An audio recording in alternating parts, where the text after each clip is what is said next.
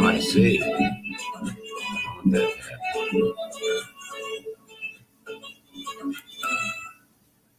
All right, and welcome to the show.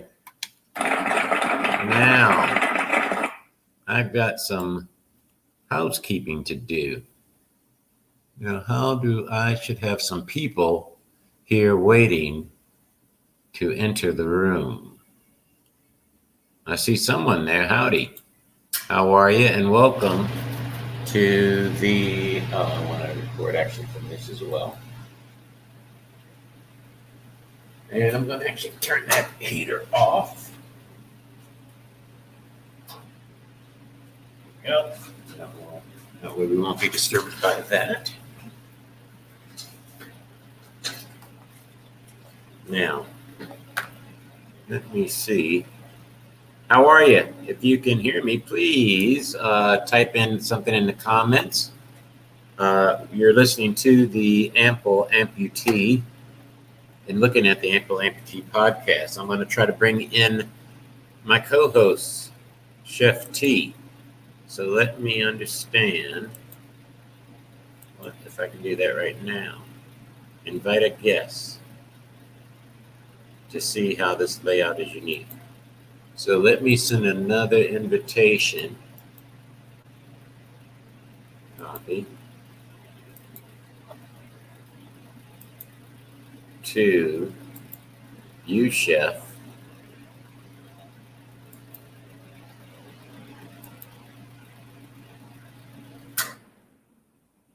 Jeffrey, you're here. Okay, Jeffrey, are you here?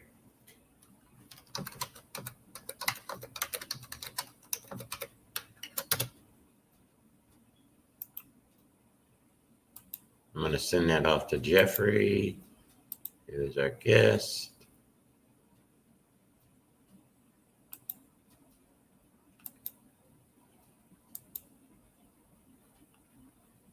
And we should be going live. We are definitely going live. Okay, so now I actually sent off that invitation. So now I'm going to send off another invitation.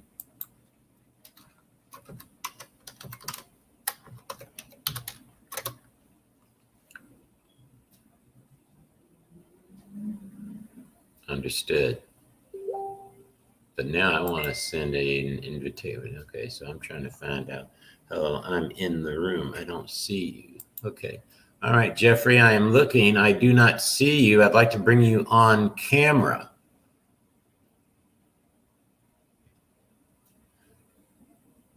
And I'm trying to figure out how to do that. And I'm going to put in my phone number here that you can call in certainly into the show.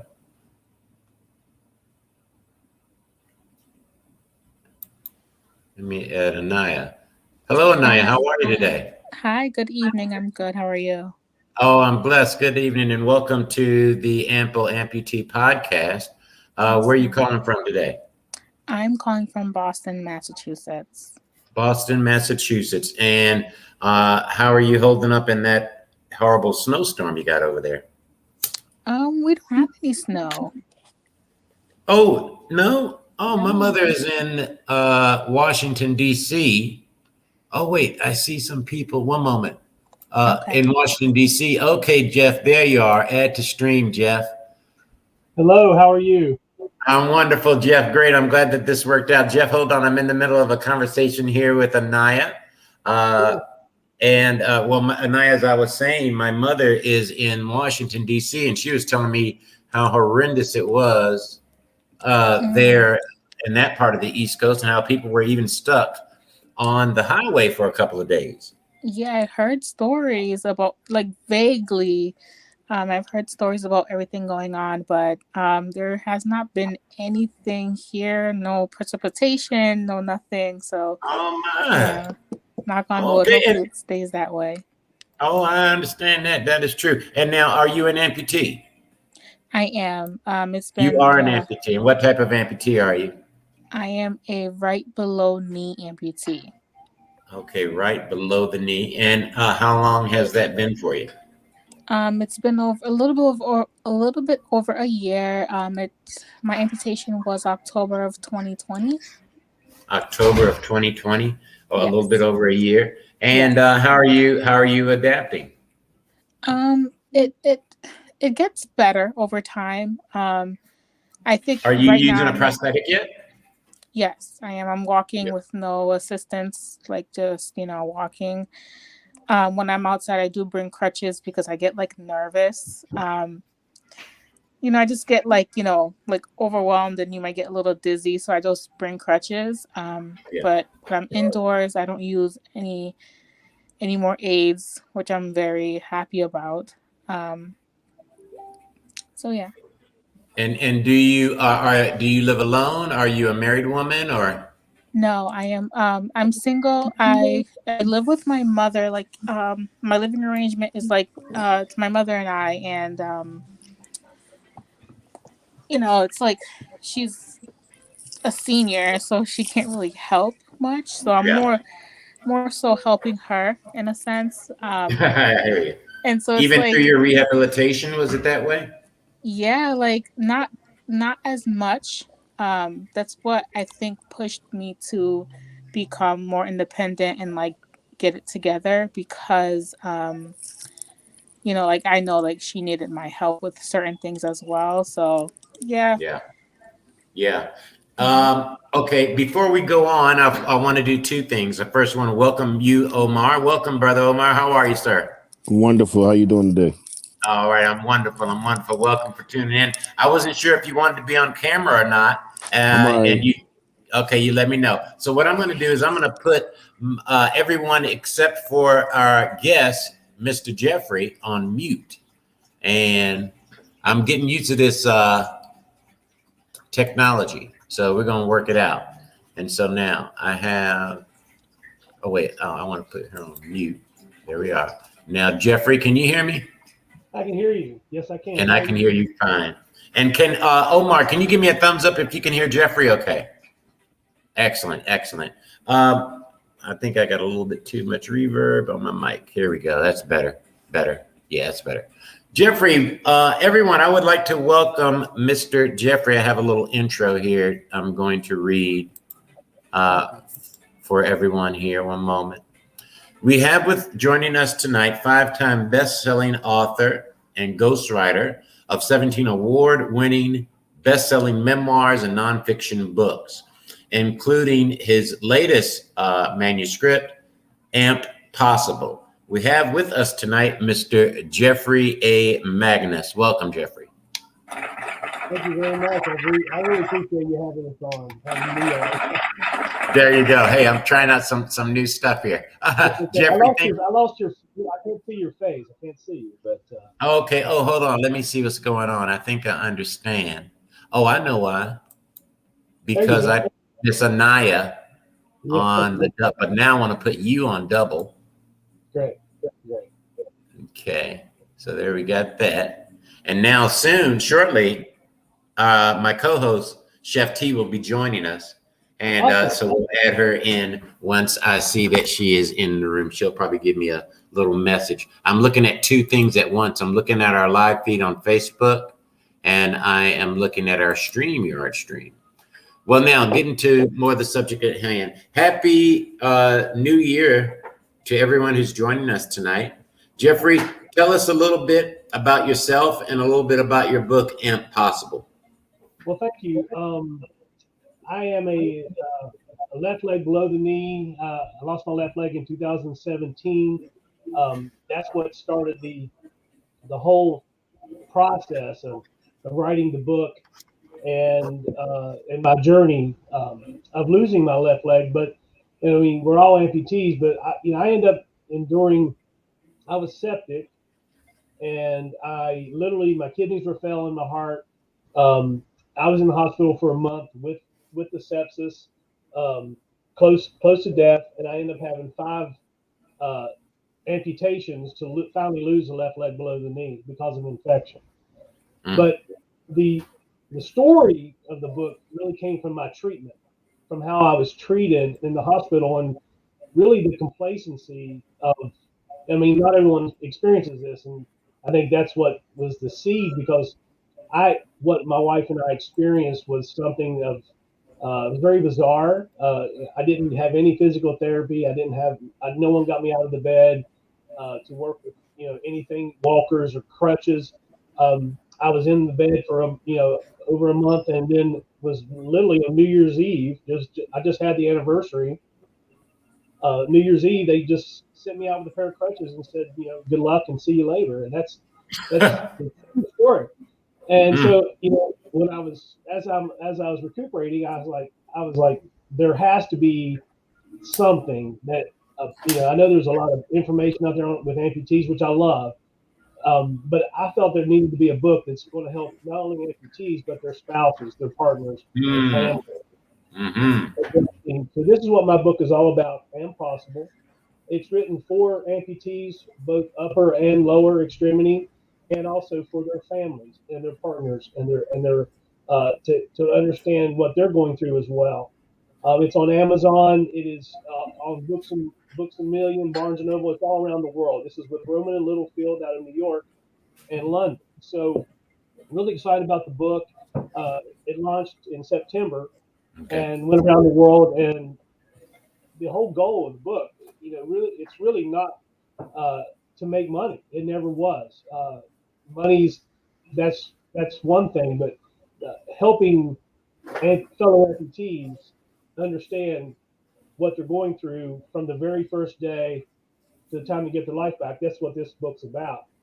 And I spent 2 years of my life going back through those moments and to try to capture the true and honest essence of what I was going through in the book. But the book isn't all my story. The book is, I am a certified peer visitor to the Amputee Coalition. I speak to amputees around the world. And I volunteer my time to do that. I visit them in local hospitals, whatever's needed. That's what I do.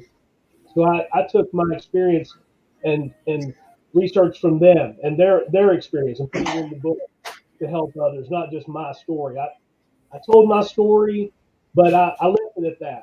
I wanted others to shine. I wanted others to show how it can be done and how you can get your life back by really believing in yourself and following the right path with the right answers, with the right questions.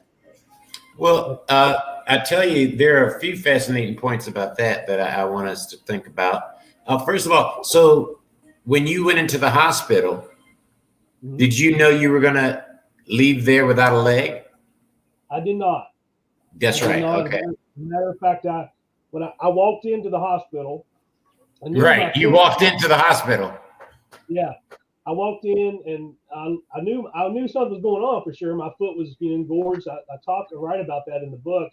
Very that was a hard one to write actually because I drove myself to the hospital like thinking, oh, this is going to be the same thing. They're going to give me some antibiotics in my, excuse my language, in my ass. They're going to hit me hard with it, and I'm going to go home and live another day. But Right. that wasn't the case that night. And the doctor told me, you need to go to surgery now or you're going to die. And that was his words. And that I never, walking in the hospital was the last steps I ever took with my own two legs. That was it. I didn't have any clue. Yeah. And now, did you have children? I have 5 children. My wife and I have 5 children, and grown children, and we're very happy with our family. But it was a shock to everyone. A shock to everyone. Yeah. And what were you doing for work? You were writing at that time when you lost your leg? I actually was a real estate broker. I own 2 real estate companies.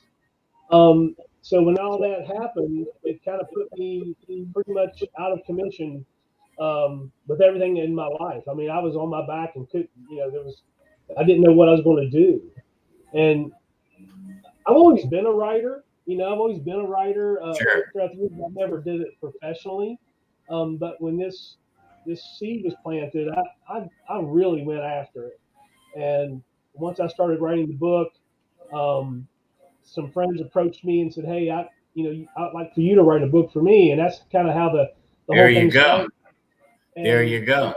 Written for 7 major publishers, including HarperCollins. And this was the first book that I did after I lost my leg and started my book. This was a book called Inventor Confidential with HarperCollins. So really exciting, to be in a career now that I never saw coming. Never saw it coming. Never saw it coming. Right. Never even considered. Well, that part of your story is, I think, a situation that many of us found ourselves in when we lost our leg. We didn't see it coming, man. That's right. But what also your story? Oh wait, I want to introduce everyone. Chef T is joining us. Howdy, Chef T. You hear me? I can hear you. Can you guys see me and hear me? Well, we can hear you, but we can't see you. You don't have an image on the screen. Okay. Let me work on that. But nice to see and meet you all. Okay. You too. Yes, nice to meet you. Yeah. And what I wanted to say was, okay, you were in real estate before. You're going around, you kill people houses all day. You get out of work, you go home. Oh, well, let me go into the hospital, get this thing. Okay, I ain't gonna have no leg now. And you're lying there in the bed. How is your wife responding to this situation? Well, she's been wonderful. And I think and at this point, how long have you been married as well? We've been married 10 years. 10 years. And honestly, my wife was really the engine for writing the book because it was heartbreaking to watch her be cast and thrown into this new world with an amputee, trying to help him, trying to help me get bathed and try to help me get to the bathroom and try to help me, in the kitchen. And she didn't know how to take care of me, and I didn't know how to help her take care of me.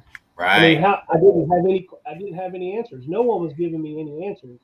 And well, that's the crazy thing about your story, man. It really did happen. And I'm not knocking on anyone. I won't ever name names, but it was just really bizarre. And, but again, it was a blessing because if it wasn't for that, I wouldn't have the book. Right. Yeah. It kind of like, where are you from there, Jeffrey? I'm from West Virginia. West Virginia. Yeah, I saw that on your site there. I'm from Virginia because I could hear the drawl. And it like they say back home, it's kind of like they just, you're like a fledgling thrown out the nest. That's exactly right. And when you get out that nest, man, your leg, you're going to probably hit the ground too a couple times. Well, and even in the hospital, I hit the ground. I got out and I was trying to manipulate my weight, and I didn't even, my brain hadn't registered that my leg was missing yet. Right. And I stood right out of bed and right on the stump. And Boom. I did that too. Yes, sir. I did that too. Yeah. And now see, but now I'll tell you what, in my rehabilitation process, they did a lot of therapy or something. Now I did go through that process very quickly because I didn't want to be lame. And I had a young child at the time and my wife, and we were in a big transition, which I'll go into at another time. And I just did not feel like I had the time to really like lament and pity myself, because I say, well, they're watching me. I'll be honest with you. That was the first thing I'm thinking. Hey man, I can't let my boy see me. Okay, already he don't have a one-legged daddy. All right. Right. So now already I got to deal with that shit. Okay. So now I'd be damned if I'm on to start and be the seed of any type of doubt in him. That's great. Around me. Exactly. Yeah. Right. Yeah. So, awesome. You know, the point of this podcast is about encouraging our brothers and sisters to come out of their shells. And now this is a time, especially, and this is why I know that the Lord works in mysterious ways, that you're the first guest on the show for this new year, because your book is about chances. It's about taking a step into the unknown. You said you weren't prepared to write this book, but you followed your heart and you had support. That's a big deal. The support. Tell us about how you say your wife encouraged you and was the fuel for that. It was watching her struggle, try to, not only get every little thing from, getting me in and out of a wheelchair at first, right, to getting me in and out of the vehicle to go to doctor's appointments. The second day I was home, this is a true story, and I'm not exaggerating. The second day I was home, it was about 5 degrees here. And I literally fell in the ice and snow on one leg, and I fell on my pelvic bone, and I couldn't hardly move. So I crawled through the ice and snow, and she couldn't help me. And I was this is horrible. So there has to be others that are probably experiencing these type of things around the world, And that was really the catalyst for the book, to help not only the amputees, which I truly want to do, but is to help their families and their partners understand what they're going through as well. And I think tell us because one thing that we share similarly is this: writing also too was a vehicle of therapy for me immediately after my amputation. I had done some writing previously, but when I became an amputee, I was in a totally different genre of work. Right. But I made a radical change in my life as soon as that leg came off. And so I immediately delved into writing, getting my thoughts and communicating my ideas and learning how to express myself in this new body that I was going to experience the rest of my life in. And so I got some articles published in Motion magazine and all the major limb loss magazines, and became co-editor on one of them. Yes, sir. So I'm very familiar with the Amputee Coalition and all. And that writing brought the attention of other things, and other opportunities have now presented themselves simply because we took the chance of writing. So your writing led to you now writing, being a ghostwriter. And now I want to talk about that. Tell us about your ghostwriting. Well, great. I appreciate that. I've written for authors all around the world. I've written for authors in Holland, Indonesia, England. It's amazing. It's really. How do you? Okay, so I'm sitting at home. Man, I think I want to tell my story. Let me give Jeffrey a call. How do you start? Well, how I start? Let me just without giving away too many trade secrets, because this is a valuable talent. It's all good. People contact me, and there's so many people that want to write books, and I've written for celebrities and the like. Of course, confidentiality is at the utmost, but people contact me and they say, "Hey, I have a book idea. I don't know where to begin." Some people come to me and they say, "Well, I've got a whole manuscript, but I need help fixing it. It's all about where the person is and what they want to do. But if someone contacts me about writing a book, we discuss it, we meet, I learn about them, because working with a ghostwriter is it's a one-on-one. It's a very personal thing, because when you're writing a book with others, then they're telling you their personal information, and there's a collaboration, there's a friendship involved, and it Oh yeah. develops. Every author I've ever worked with, we end up being best friends, really close friends, and some even best friends. And but it's a really easy process. But for me, I think my my ability to capture someone's voice is the true skill.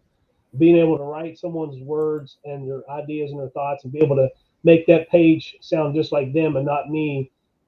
That's Yeah, that's it. Yeah. As an artist, it is. I can recognize and identify with the difficulty of trying to make sure that that artist's or that person's authentic voice rings true throughout the manuscript and throughout the book. What type of process do you engage in to make sure that that happens? It's so great you asked me that. A lot of people, well, since it wasn't in my bio, I used to be a professional musician. I toured the country for many years. I was in Los Angeles. What'd you play? What tell us about what'd you do?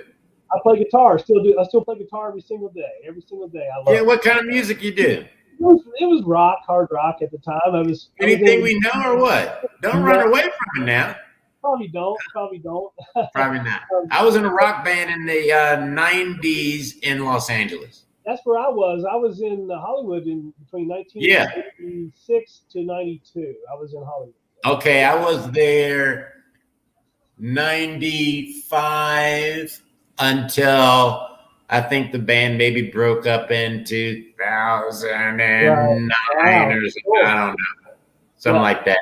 But we did, an album or whatever. Yeah, I've recorded, like 4 or 5 albums over my years and everything. And but the reason I said that is the creativity that I've always had in music is how I'm able to, when I'm working with an author, I'm able to visualize their face and their words. I study their words and their diction, and I'm able to use that creativity to capture a voice, and get that tone. See, it's about tone.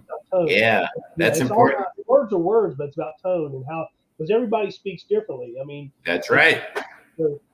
It's a skill that I've, it's taken many years to develop. I mean, a lot of hard work, a lot of, but it's worth it. A lot of misses. Any formal training as far as the writing? And then I'm going to bring in Mr. Omar. Yeah, I've taken courses, ghostwriting courses. I've been to ghostwriter school, but I'll be honest with you, I wrote my first book without any training. So without any training. You'd read some books and say, well, see, now I'm engaged in the writing process right now, man.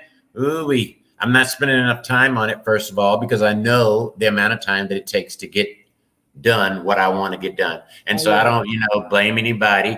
I just know I sit here at my desk and I'm working on 100 different other things, including a commercial that we're going to run today. I think I got it in my stream here. Oh, you know what I'm going to do, buddies? Hold on.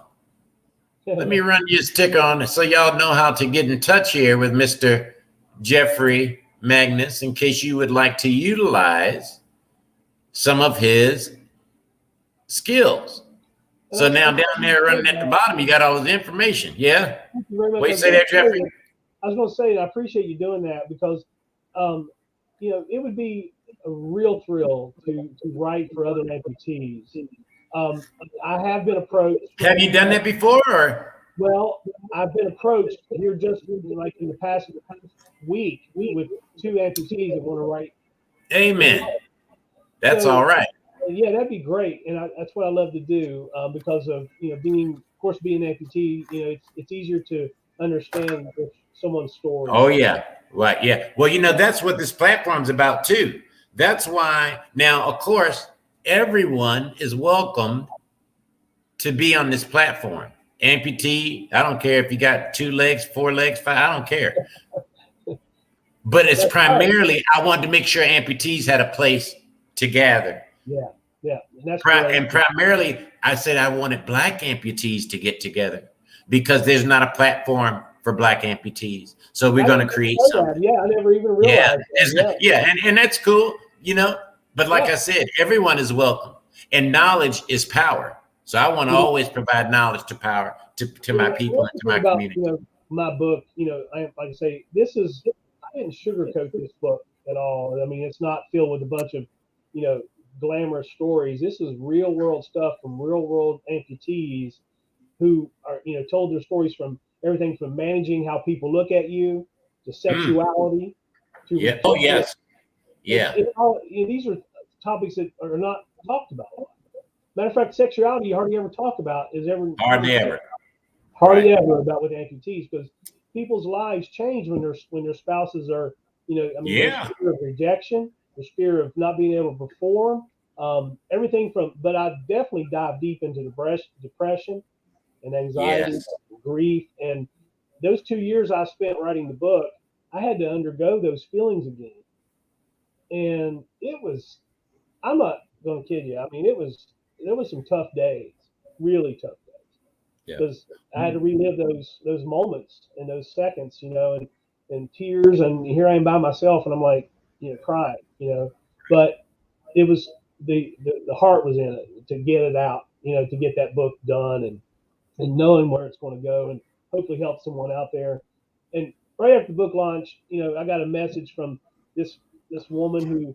Her little grandson was 7 years old, was in an accident, had lost his left leg, and she had bought the book and she thanked me to help her little grandson. That's what it's all about. And I shared that post like, this is what it's all about. It's not about me. It's about the book and how it can help you. That's the deal. That's right. It's a resource, So. That brings us to Brother Omar. Oh, wait, I see Chef here now. Hold on, Chef. Let me bring you in the room. Hold on, I see you down there now. There you go. Hey, Chef. Hey, everybody. Welcome. All right. Chef has been listening. I noticed some of it at least. Chef, how you doing this week, sister? I'm doing well. How are you guys doing? Good. I'm doing well. Great. Brother Omar, I want you to introduce yourself. Tell us about yourself, where you're from, and tell us about your amputation. I lost my leg in a motorcycle accident. Let me go back. My name is Omar. I'm 46 years old. I live in a small town outside of Philadelphia called Coatesville, Pennsylvania. I was merging on the highway at 95. A lady was on the right side of me. She pinned me onto the guardrail. The poster hard the guardrail up, ripped my left ankle off. But I'm blessed to be alive. But I'm a double amputee. You say what? I'm a double amputee. Yes, sir. I have my own flooring business, and one of my workers didn't show up for work. So I was shaving off the edge of a door, feeding it through the table saw. Right. My prosthetic leg slipped on the brand new hardwood floor, slipped on the hardwood flooring. My face went for the blade, so I had to throw my hand down so it wouldn't cut my face in half. So I lost a finger, and it sliced my hand off, but I'm glad to be alive. Bless you, Omar, man. Amen. And how far between those incidents was the time? Oh, 12 years. 12 years? Yes. Lord won't through with you yet. And I'm also working on a book right now called A Day in My Life, because people don't understand what we go through on a day as an amputee with phantom pain, getting comfortable, losing sleep. From the time you get up to put your liner on, you got to hop to the bathroom. You put your leg on, and you got to take your leg off. You got to put a shrinker on. It's a lot we go through, and people don't understand. Absolutely. Good for you, man. Good for you, Omar. So I mean, it's like I said, like he said, it's not about me no more. It's helping others, because there's more amputees out here now. A lot of people don't accept it. They think it's the end of their life. But right. What encourages you to go on, Omar? I had a 3-year-old son, and Amen. I couldn't let him see me fail. There you go. Like I tell people, I'm only one step behind you. Hey. I run up and down ladders every day. I take my leg off them in crawl spaces. I actually have a flooring and painting company. So I'm active every day. So you can follow me on my Facebook and see what I do every day. Brother, type it into the room. Type it into the room so we can keep it in the room there and let it, Okay. go on, and I'll put it in the feed. Yes, sir. Okay, I'll figure it out in a minute. Yes, sir. Yes, But sir. thanks You for take your inviting me time. to the show. I don't know how you found me, but thank you for inviting me. Yeah, brother. Well, I'm trying to get the word out, and I'm an aggressive marketer. Okay. I put the word out once I get it started now. But I put it out there if I believe in it. Huh? I know what else I was wondering, like we all sitting here now. You know what I would love to do? We could do it for a week. Just have like a little reality show of 4 or 5 amputees from different areas. Just spend the week together and see how everybody just get along and intermingle. That's a good idea. Good idea. Yeah. Yeah. It's I don't think I've never seen anything like it on there, really. Yeah. I mean, everybody's from all walks of lives, and we could really make something out of this to show people. Yeah. Chef was a huge inspiration in getting this show started, and you just pointed out to one of the things that is a part of the core of our message is about living life. Yes, it's about life. Don't stop, man. We got to work. We got bills to pay. We got children that we got to raise, and we got legacies that we're trying to build. So we help this people, and you're exactly right. And now, what we are trying to also do is encourage our amputee brothers and sisters that feel ashamed and are closed in and shut in. And I'm telling you what, that is such a foreign concept to me that I really can't get it. I don't know what to say. I dove deep in the book about everything you just said. Because at the end of the day, this book is a guide, but it's just what the title is, Impossible. It's encourage. It's an encouraging book. At the end of the day, it leaves the amputee with answers and gives them. My hope is to give them hope. That is absolutely the end of it all. Yeah, and I love to hear your story, Omar. I mean, you're one of so many that show that you can do this. You can do this every day, man, and warms my heart, man. I'm glad to see you doing well. Really. Yeah. Omar, do you still ride? Yes, I do. And you still ride? Right on. Yeah. Right. I do a lot of motorcycle events, but my next goal, my biggest goal and challenge in life, I want to do the 4 corners of the United States. All right. Okay, you want to ride your bike there? Yeah, all 4 corners across the United States. That's all right. So I set Let's do it, man. I want to see you do it. I want to see you do it myself. I make them happen. To see me, man. Yes. That's right. And tell me a little bit more about your flooring business. Where you at? You say outside of Pennsylvania. What type of services do you offer? I offer flooring and painting, and I do a little bit of lighting, but I just try to. Well, actually, what happened when I lost my leg, I was working in clinical engineering, fixing infusion pumps. So I got bored of that, walking along all through the hospitals. So I had to fall back on what I went to school for, was carpentry and cabinet making. So I could take my leg off and actually lay flooring. So I had to use what I had to do and do what I love to do, because other than that, I mean, I can walk long, but I get tired. Yeah, I had to learn to do something that my life could adapt to. And that's the hardest part, is people don't like change. Like, we all was born with one blessing to do something, but sometimes you got to learn how to do something else. Right. And they teach you in the Marine Corps to adapt. You got to adapt your skills to the situation. And that's what a lot of people don't understand when they lose a leg or a limb, to how to adapt. This is your life now. If you don't accept it, that this is your life, you're not going to go on. That's the hard part. That's the hardest part, is accepting it. Absolutely. I got a Facebook message today. And I mean, it damn break my heart, man. I've been talking to this guy in one of the Facebook rooms about, he was depressed, very depressed, one in his life. And I said, well, brother, you got to count your blessings. And he went down, this is what I hate about being an amputee. Okay. Every single one of those points, I agreed with him. I said, oh, yeah, I deal with that. And I made sure that I gave him a living example of how I understand that exact thing that you wrote, brother. I understand that shit piss you off, man. It makes you real sad. I understand that. And I said to him, But what about the blessing? What blessings are you experiencing? Man, this broke my heart. This is what that man wrote back to me. What blessings? No blessings. And now how do I get through to a person? See, that has something to do with, like Chef T has said before, your life before being an amputee. Chef, that commercial that we've been running of that clip from you has been getting a lot of footage. Yes, that's what brought him into writing us, okay? Okay. He don't see no blessing at all. Not even the breath that he gets to breathe every day. What do you do about that? Well, my blessing is I get to go and tell people my experience, especially young people. So, I get the blessing of passing the message. Yeah. A lot of people don't understand that. Like, I've been where you've been. I had to go through the process of going to therapy when you didn't want to get up, and walking between the parallel bars, putting your leg on and it hurts your stomach. I mean, I've been through that all. When it rains, your body aches. I've been through the chronic pain. I've been on track. Like I tell people, every day is a challenge. I used to catch Amtrak a lot.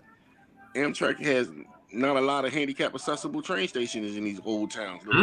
Something I didn't even think about before. Yeah. You notice how many things you think about now that I really didn't think about before I was an amputee. Right. Exactly. But I tell you what, it got my attention now. Oh, yeah. What services are available, where I can go, what rides at the carnival I can ride. And don't let them know that you're an amputee, because then they want to stop you. They do. Want to stop you. Yeah. That's they put boundaries on you before you even let them know what you can do. It's called Managing the Stairs. It's called Managing the Stairs, and this talks about that very topic, about how public is very difficult on an amputee, especially lower limb. Getting into buildings, getting up, going to a mall even. It's difficult. Let's face it, it is. And like Omar says, you get tired. You get tired of trying, and then I get fussed out. Sidewalks are not level. Nothing. You can trip and fall. It's dangerous out there. So I wrote about it. What you're saying there, Omar? I got fussed out plenty of times when people think they see your upper. I parked in the handicap zone and had people cuss me out, get out, and pull out my pant leg, and they see my prosthetic. I don't experience that too. We're living in a crazy world, and it's just sad. It's just Chef, you hold down the fort here real quick. Let me go let my dog in. You hold down the fort, Chef. Okay. For the only sure. thing I can make either too is, when you're an amputee, they got on the application if you're handicapped. If I put yes, you won't hire me. But You won't hire me. me. Find out I got a prosthetic leg, you fire me for lying. Exactly. That's right. Yeah. So it's a lose-lose situation. So you automatically have to lie about who you are, but then when something happens to you, you have to tell the truth. So you're in a difficult situation all the time. And I just think when people hear that you're disabled, they look at you like, you're sick. Right. Like they automatically look at you like a negative vibe when you say you're disabled. I don't consider myself disabled because I get up with work every day. I do more work than the average person. They got all their limbs that don't want to work. Absolutely. Right. Absolutely. Yeah. That's right. Yeah, I got out of the car one day, and some guy said, I pulled in a handicap spot. And he's like, you sure don't look handicapped. And I did exactly what Omar did. I pulled my pants leg up. I said, does this look handicapped to you? Right. And what about this? Huh? What about sharing the story or like the looks from the children? I hope that's a chapter in your book. I haven't read the book, but I will be reading it. It is. The looks and the story you have to tell children. Yeah. I was standing in line, and these kids, these were just not little kids. Most little kids are just curious. But it's the older kids. Some of them are not. They don't have it up here yet, and give the little snickers and the little laughing and all that stuff. And just one day I kind of let them know. I let them know real quick, like you guys need to back off. You need to go somewhere. Because Okay. So before, when I got my leg off, I was working here in the school district, and lying in that hospital bed, didn't really know what I was going to do, But I knew that business-wise, the most sensible thing to do was for me to try to get my butt back to work, stay on the payroll of the school board until I figured out what the hell I'm going to do.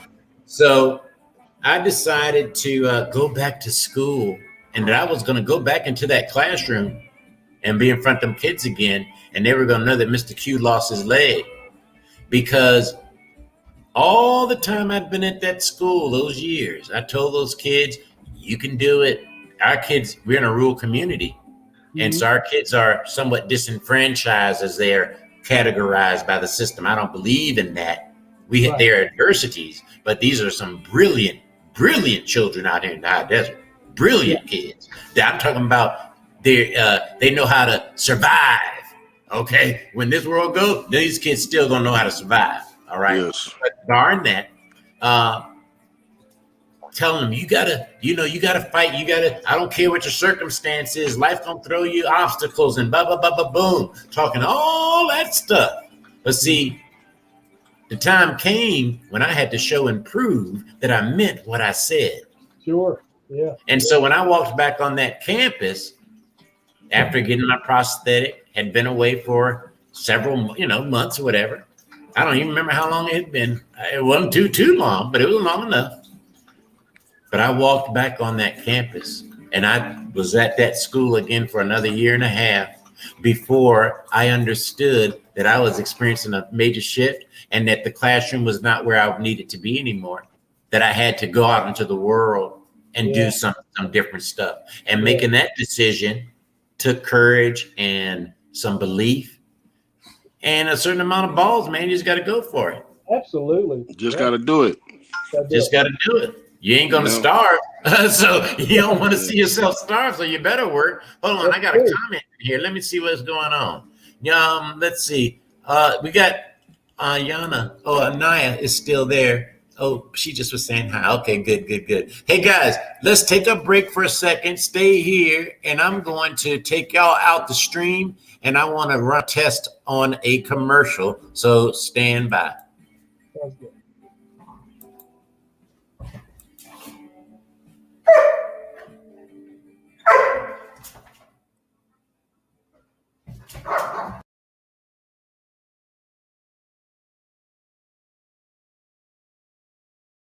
Revive your essence. Release the shine of rejuvenated hair and skin. Available in 3 scents. Black Lotus jojoba oil. Release your shine.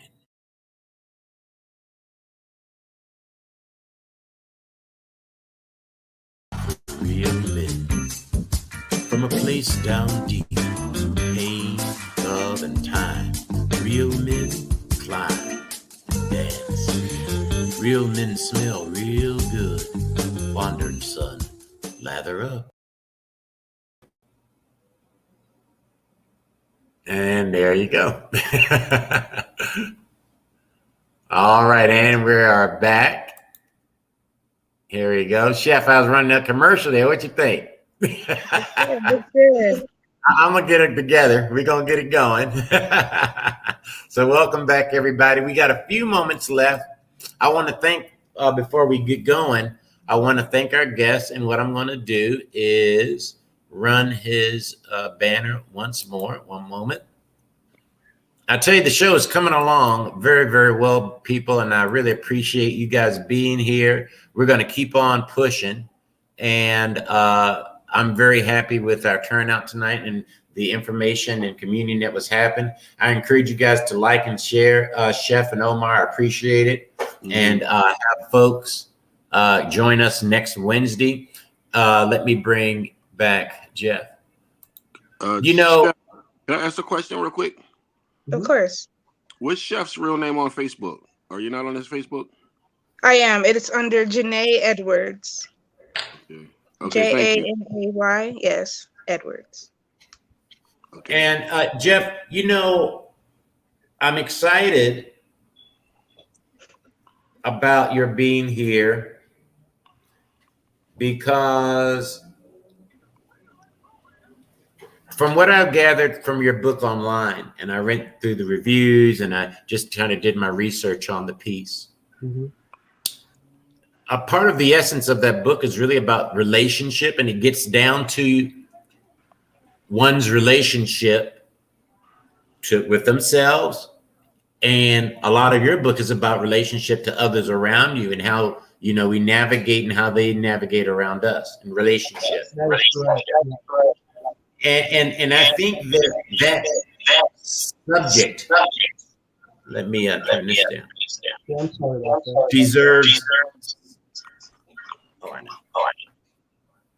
deserves a fair amount of attention.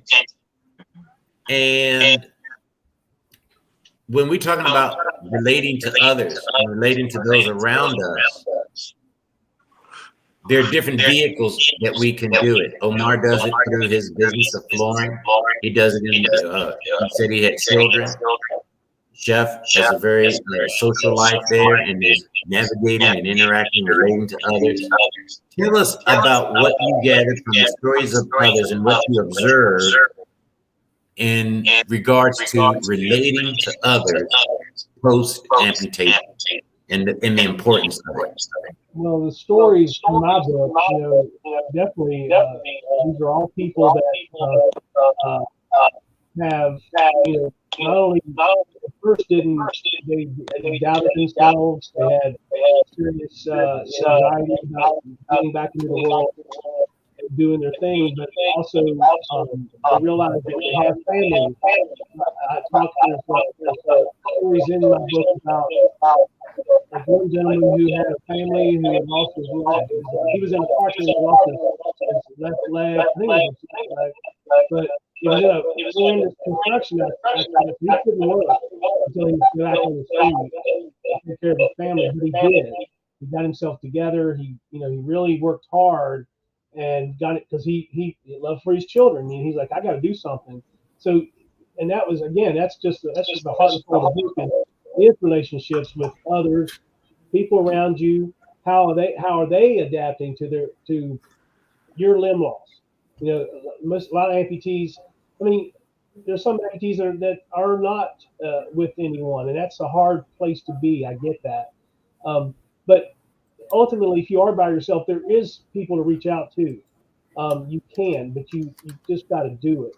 But throughout your journey, and I'm sure everyone here agrees that we have all of us have people around us, and from children, spouses, to partners, to you name it. But those people are going through your friends, even just friends, colleagues, coworkers. They're all dealing with your limb loss at some point in some way. So that's what the heart and soul of my book is about getting back to that and helping them help you and you help them throughout your journey with your limb loss, and at the same time helping yourself, believing in yourself to get the life you once had. That's what this book is all about. Excellent. And everyone has a story, and how you choose to communicate your story is one of the vehicles and opportunities that you offer. Okay. Now, Omar, you know what, brother, do you have videos of you doing your work online? I bet that's a hell of a marketing tool because, I got a little construction company out here. Yes, I just sent all you guys Facebook requests. If you look on my page, you see a lot of work. We will do so. And a lot of videos of me, what I do. Excellent. Like everybody asks me, how come I don't get a lay that look like a lay? Because I accept who I am. This is my life now. Yeah. Like I go to the grocery store, like he was saying, little kids don't see prosthetics. They're happy to see it. It's the older kids that's like, laughing. But the kids are so like, wow, he's bionic. That's what my boys kids say. His mates say he's bionic dad. He got a bionic leg. And as long as you keep stepping hard and walking tall, like the old movie was, just walk tall, man. Ain't nobody gonna mess with y'all. One of the things and one of the subjects I want to talk about, and actually I'm gonna talk to you about this off camera, Jeff, I think there needs to be a book, Amputee Survival. I've been saying this for about 2 years now, and I'm talking about